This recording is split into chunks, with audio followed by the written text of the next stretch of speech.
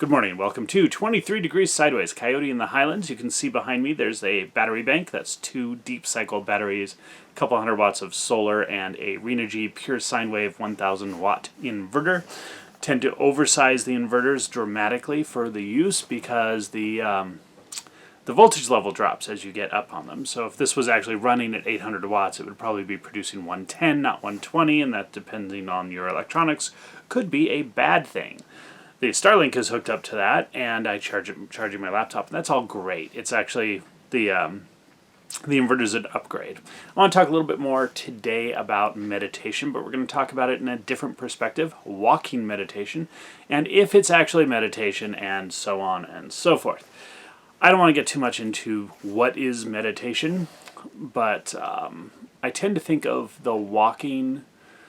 I tend to use the phrase walking meditation, but I know that it's not the same thing as many other meditation exercises or practices. So I'm just going to use the term. One thing to note is that as far as I'm aware, looking at the research, the data, like the actual, there is actual research on enlightenment states, fundamental well-being states, non-symbolic consciousness, whatever you want to call it. Movement-based, body-based systems don't actually seem to pop you over. There's no record of success in best practices from this. Doesn't mean they're not good, and it doesn't mean that they can't put you in a place where it's easier to pop over with some relatively quick practice. It's just that they don't seem to do it themselves. However, it is absolutely known and established that going outside and taking a walk is good for your mental health. So how do we power that up a little bit? How do we take that to the next level? Some people walk with headphones. I have quite often used walking as a time to listen to self-transformation or self-help or psychology textbook type audiobooks. And that's actually, that works really well, you know. You can just kind of power along and go. Your body's doing a thing. Your body's in the moment. You're not stressing yourself out with body tensions because you can't sit there and crunch into your chair and get all, So that's good. The best way to do it, in my opinion, is in silence. Although, you know, everyone's a little different, and, you know, that putting in some earbuds and having the ocean waves soundtrack or whatever is also good. Songs with words is where I tend to say nope. There's some really good, really powerful music that you can listen to that has no words. Like, I'm going to butcher the name because I'm doing this off of memory, but there's a guy on YouTube, Markkanen? I'm going to have to look it up and put it in the show notes because I have no idea. He does a lot of like Celtic themed, traditional themed type of stuff, and it's all composed with no words, and it's hour-long recordings and stuff. It's really good. That's the kind of thing that will really, really work in this context. So that's a good one. Music with words is going to pull you out of what you're attempting to do on the power up. If you just want to walk and listen to like some Pink Floyd or Cheap Trick or something, that's cool. I don't have a problem with it. Iron Maiden for me, but hey, but if you want to get something out of it, you want to make some positive mental programming, you need to get rid of the words. So you want some self-talk. When I was a kid, when I first actually got this whole thing figured out, a teenager, I was depressed. I was just freaking depressed. Ugh. So I always walked a lot.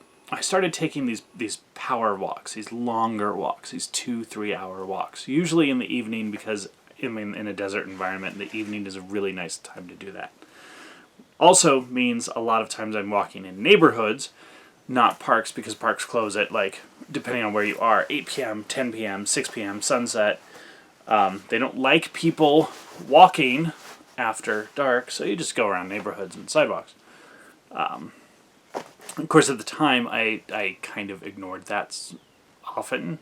I got in trouble a few times because I didn't even know. Nowadays, whatever. I'm enough of a rebel that if the park closing time is ridiculous and it's in the city, I'll just walk, and if someone bugs me, I'll start doing civil liberty arguments. That's fine.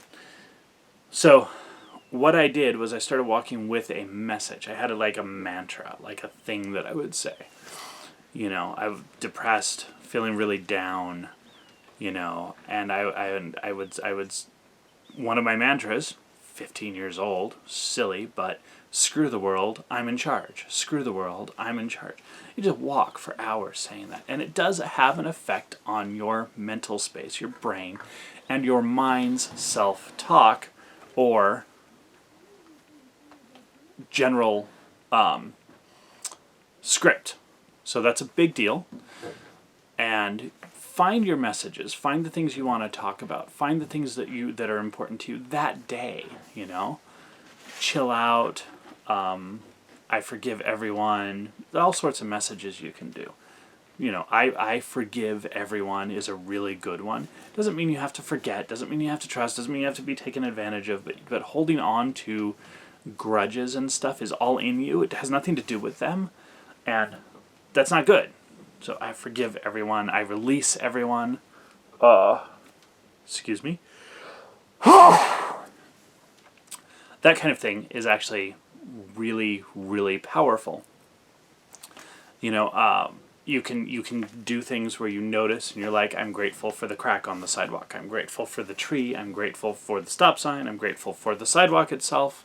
That kind of thing. I'm grateful for the environment to walk in. I'm grateful for that flower. Get it down to individual items. I'm grateful for that flower. I'm grateful for that dog, whatever.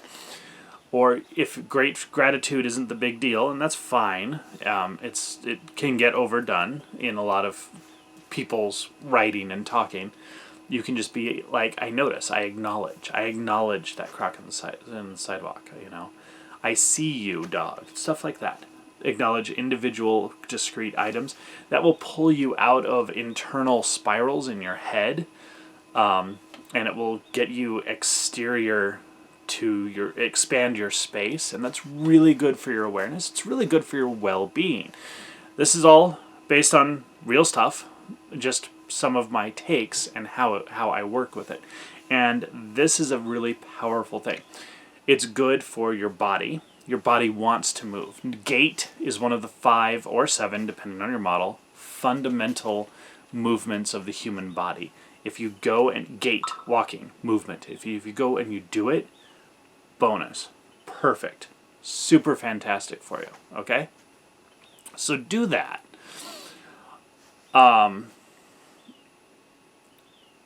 addition to that body benefit, there's the de-stressing, not just exercise, but the movement, especially outdoors or in an large environment. Mall walking is totally fine for this.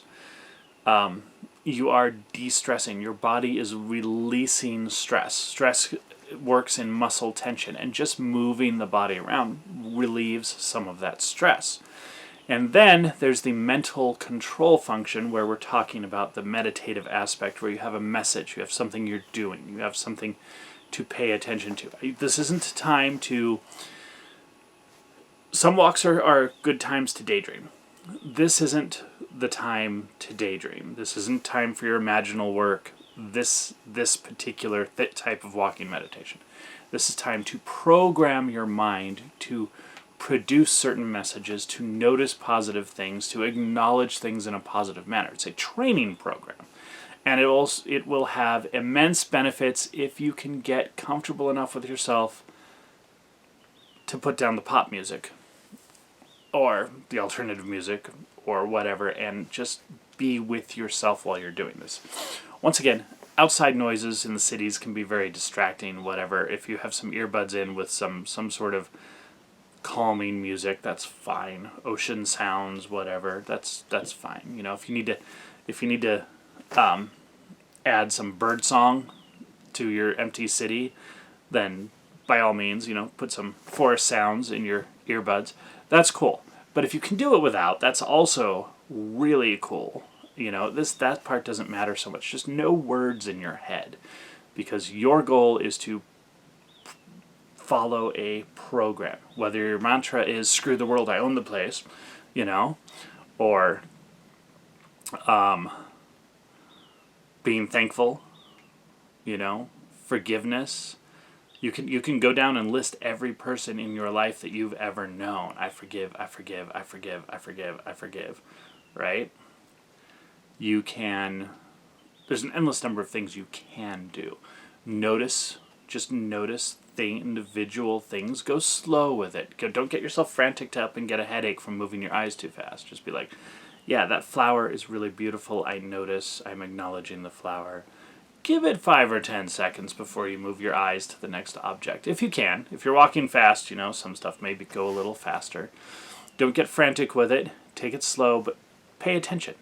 When your mind wanders off, as soon as you remember yourself enough to get back to it, get back to it. Don't worry about being distracted. That happens. Forgive yourself. Don't feel guilt at all. It's just your mind does your mind things. We're working on training it, but it does mind things. It's just what minds do, all right?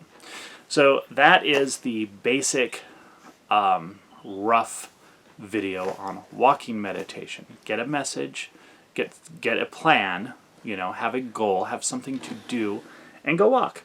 And if it's 20 minutes, okay. This is another case where an hour really is better. 2 hours is super fantastic if you have time in the day for one good long walk. An hour should give you, at a strolling pace, a couple miles. If you're power walking, it could get you 3 miles. Technically, it could get you 4 miles. 4 miles an hour is power walk phase, but you're going to have to deal with things. You're going to have to stop. You're going to have to tie your shoes. You're going to have to stop for a stoplight. There's a couple miles, 3 miles. You're going to get some miles in there, and that's really good. If you get 2 miles a day of walking, that's actually a significant health benefit in addition to the mind training. And it's a mental health, neurological health benefit because your body's designed to move and it keeps your brain, mind is emergent from the brain, keeps your brain happy if you move. So an hour, 2 hours, if you have 15 minutes here and there, that's fine too. That's totally fine. If your lunch break is a half an hour, I eat once a day, whatever, so go walk for 20 minutes. Do what you can.